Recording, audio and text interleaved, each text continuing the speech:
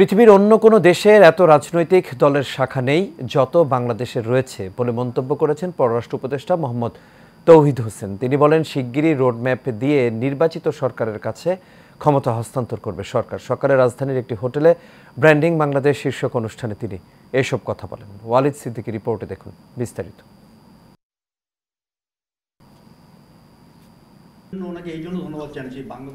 রাজধানীর একটি হোটেলে ব্র্যান্ডিং বাংলাদেশ শীর্ষক অনুষ্ঠানের আয়োজন করা হয়। এতে প্রধান অতিথি হিসাবে উপস্থিত হন পররাষ্ট্র উপদেষ্টা মোহাম্মদ তৌহিদ হোসেন। এ সময় পররাষ্ট্র উপদেষ্টা বলেন, রাজনৈতিক অস্থিরতা কেটে গেলে বিনিয়োগকারীরা আগ্রহী হবে, তাই যত দ্রুত সম্ভব নির্বাচিত সরকারের কাছে ক্ষমতা হস্তান্তরে কাজ করছে সরকার। আমাদের লক্ষ্য তো একটা যে নির্বাচনের মাধ্যমে একটি নির্বাচিত সরকারের কাছে ক্ষমতা হস্তান্তর করা যথাশীঘ্র সম্ভব, আমরা সেটা জানি এবং সেই লক্ষ্যেই এই সরকার কাজ করছে। একটা রোডম্যাপ এসে গেলে আমি জানি যে অনেকেই নিরাপদ বোধ করবেন এবং ইনভেস্টমেন্ট আসবে। আমাদের যে দুটো তিনটে রাজনৈতিক দল বড় বড় আছে বাংলাদেশে, তারা হলো পৃথিবীর সবচেয়ে বড় রাজনৈতিক দল। কারণ পৃথিবীর কোনো দেশের কোনো রাজনৈতিক দলের এত শাখা, এত কর্মী নাই পৃথিবীর বাকি অংশে। এক প্রশ্নের জবাবে তিনি বলেন, বিমানবন্দরে প্রবাসীদের হয়রানি বন্ধে সর্বোচ্চ ব্যবস্থা নেবে সরকার।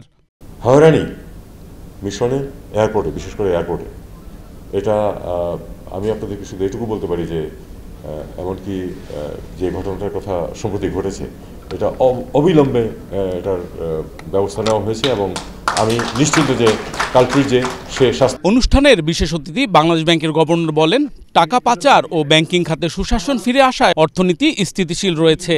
টাকার যে পাচারটা ছিল সেটা বন্ধ হয়েছে।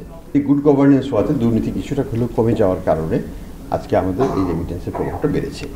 গত 5 মাসে রেমিটেন্স বেড়েছে 3 বিলিয়ন আর রপ্তানি $2.5 বিলিয়ন বেড়েছে বলেও জানান তিনি।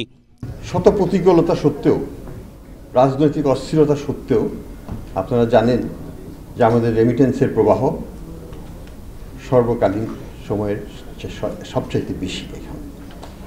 Walid Siddiqui, Asian television, Dhaka.